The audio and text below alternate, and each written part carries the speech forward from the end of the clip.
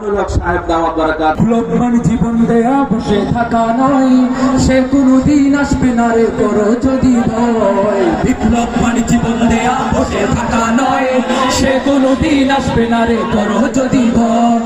আসবে বিজয় রক্ত আর জীবনের বিনিময়, ঠিক না?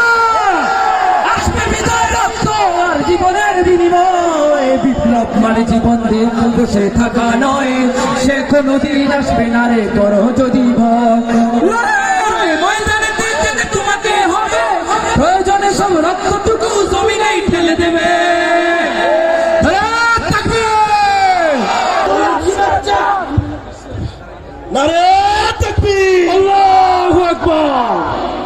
আমরা সবাই আলহামদুলিল্লাহ বলি।